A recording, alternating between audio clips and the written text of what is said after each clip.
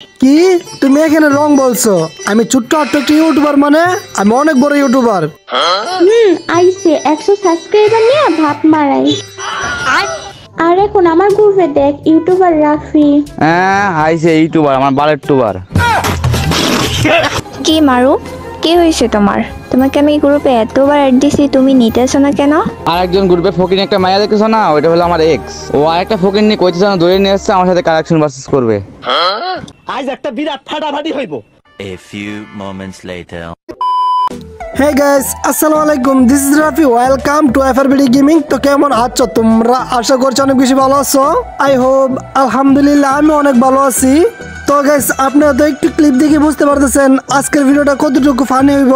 আর main ভিডিওতে যাওয়ার আগে যারা ভিডিওতে একটা লাইক মারেন, অবশ্যই একটা লাইক মেরে দেন। আর চ্যানেল নতুন হয়ে থাকলে চ্যানেলটিকে সাবস্ক্রাইব করে বেল আইকনটা বাজিয়ে রাখবেন। তো লেটস গো। তো গাইস, আমি আসছিলাম গেম খেলতে, ভালো লাগতেছিল না। তো দেখি এখানে মায়ের শেয়ার দিছে। আচ্ছা ঠিক আছে, তার গ্রুপে যাই। রাফি ভাইয়া, আমার এক্স কে একটা উচিত শিক্ষা দিতে পারবেন? না, পারতাম না। প্লিজ ভাইয়া, প্লিজ না করবেন না। মাত্র আপনি পাবেন তাকে একটা উচিত শিক্ষা দিতে। আচ্ছা ঠিক আছে, আমি তাকে মানলাম উচিত শিক্ষা দিব, কিন্তু কি মনে করে আমি তোমার কি হই?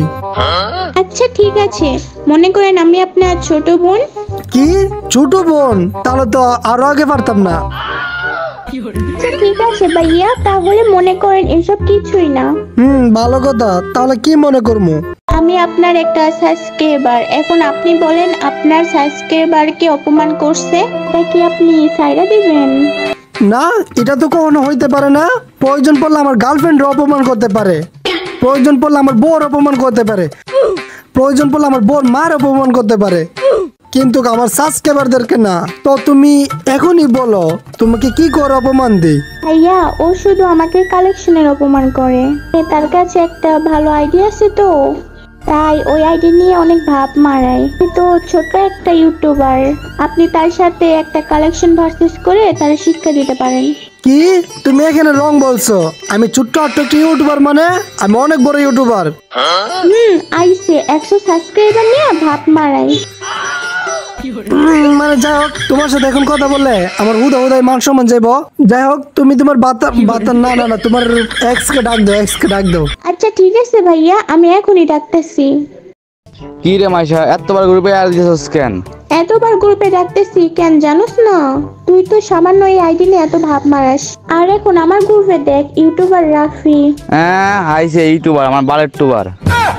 মানে এখানে আমার অপমান করা হইতেছে, আমি এখান থেকে চলে যাই। আরে বড়ে, আমি তো আসলে ইউটিউবার। হয়েছে, তুই যে কি ইউটিউবার সেটা আমি দেখছি। মাত্র 100 সাবস্ক্রাইবার নিয়ে ভাব দেখাস। মানে যাই হোক, 100 সাবস্ক্রাইবার নিতে অনেক কষ্ট হয়েছে, প্রায় 1-1.5 বছর লাগে গেছে। আর শোন রাফি, তোর মতো বটের 1-2 বছর লাগবেই। আর এখন যদি আমি একটা নতুন চ্যানেল খুলি, এখনই 2 লাখ সাবস্ক্রাইবার হওয়া যাইব। মারুফ, বটের ঘরে বট, এখানে কি তোরা তর্ক করবি? তর্ক করাম, তোর কোনো সমস্যা? কেমনটা লাগে না? তুই তো এত বড় আইডি নিয়ে ভাব দেখাইতি, এখন তুই পারলে রাফি ভাইয়ের সাথে কালেকশন ভার্সেস করে দেখা। লল, এই ফকিনি রাফির সাথে কালেকশন ভার্সেস করবো আমি?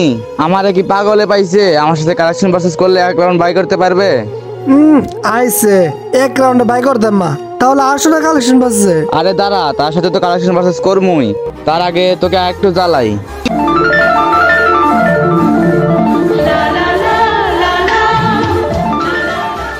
কি মারু, কি হয়েছে তোমার?